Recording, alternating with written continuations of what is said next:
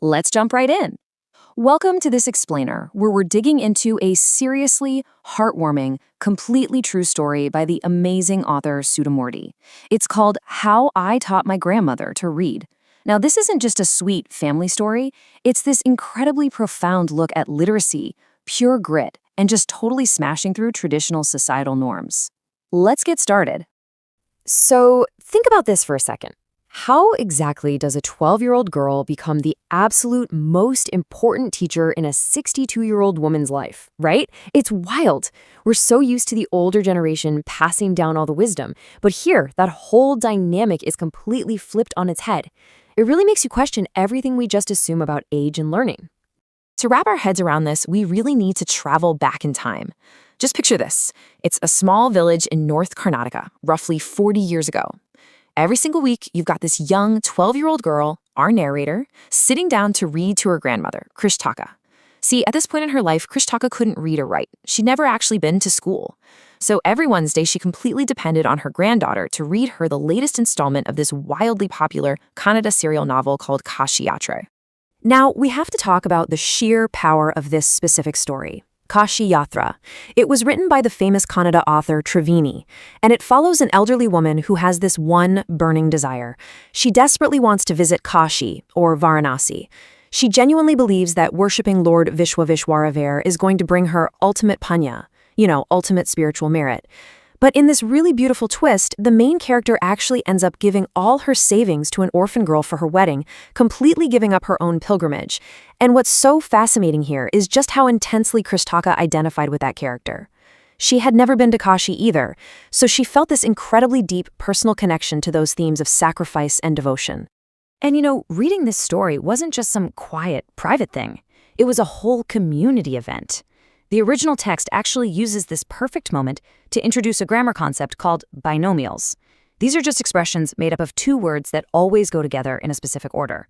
So, for example, while the grandmother would be out in the temple courtyard, eagerly discussing all the latest plot twists with her friends, the village kids would be running around playing hide and seek. It just paints this vivid picture of a super vibrant, tight-knit community, all buzzing about this one weekly magazine. But as we know, routines are pretty easily broken, and that is exactly what sparked a massive change. Let's look at how this played out. For a whole week, days 1 through 7, our young narrator heads off to a neighboring village to attend a wedding. On day 2, right on schedule, the weekly magazine Karmavir arrives. But for the next several days, the grandmother is faced with this really harsh reality. She literally cannot read the story herself. So by day 7, when the narrator finally gets back home, she walks in to find her normally joyful grandmother in tears. Just think about that. A simple, happy trip to a wedding ended up causing this absolutely devastating realization of helplessness for Krishtaka. Just try to picture the emotional weight of what happens next. It's a warm summer night, they're out on an open terrace, and there's a full moon shining down. The narrator, who normally calls her grandmother Ava, is fast asleep. Ava walks over, sits down next to her, and gently, affectionately touches her granddaughter's forehead. It's this incredibly striking contrast, right? You have this bright, peaceful summer night set against the deep, quiet sorrow of an unread magazine. It was enough to bring a resilient 62-year-old woman into tears. And then she finally speaks. The absolute core of her struggle comes out in this genuinely heart-wrenching confession. She says, "Many times I rubbed my hands over the pages, wishing they could understand what was written." I mean, just sit with that for a second. It so vividly captures the deep, heavy pain of illiteracy. It isn't just about not knowing the alphabet.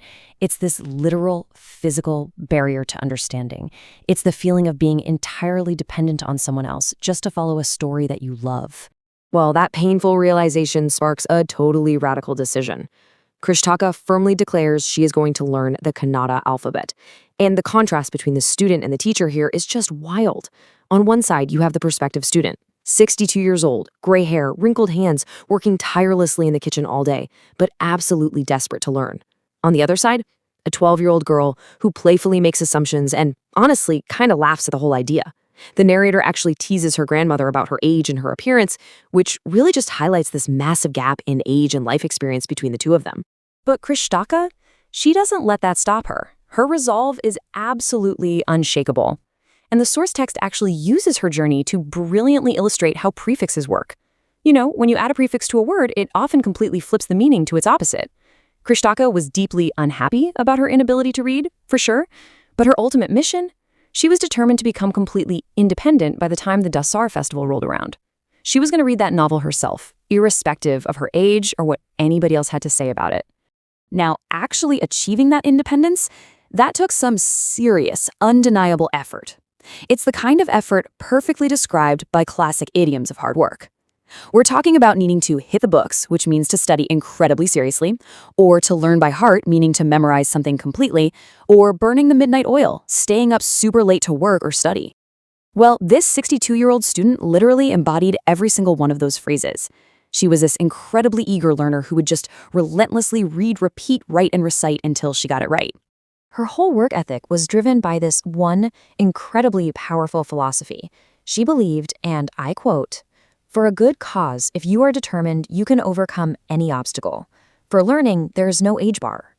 She even marveled at her own intense determination to hit her self-imposed deadline, which was Saraswati Puja Day during the Dasar festival. She absolutely refused to let societal expectations or even her own granddaughter's teasing stand in her way. Let's look at how all this hard work builds up to the climax of the story. The original text uses a really specific grammatical structure here to order the timeline of events. Think about the earlier action, written in the past perfect tense. My student had passed with flying colors. Then, look at the more recent action in the simple past tense. I knew then. It's this profound moment where the narrator realizes the sheer magnitude of what her grandmother had already accomplished, right before that actual realization even took place. So, how exactly did she pass with flying colors? Well, the Dasara festival arrives right on schedule. The narrator secretly goes out and buys a published copy of the novel Kashi Yatra to give as a gift. And then something just incredibly moving happens. The 62-year-old grandmother bends down and respectfully touches the feet of her 12-year-old granddaughter. She explains that it is her scriptural duty to show respect to her teacher, no matter their age or gender. And the ultimate proof of her success? She looks down at the book and reads the title and the publisher's name completely on her own. Her journey is actually complete. Which brings us to a really powerful close. The source material asks us to critically reflect on this entire journey, and I want to leave you with this one thought. What obstacle will you overcome to gain your own independence? Krishtaka proved without a shadow of a doubt that with enough determination, there truly is no age bar to learning. Whether you're trying to pick up a new language, master a new skill, or even just break a really stubborn habit, her story is this massive testament to human willpower. So think about your own learning challenges. Let this 12-year-old teacher and her 62-year-old student inspire you to finally tackle them head on. Thanks so much for hanging out for this explainer, and I'll catch you next time.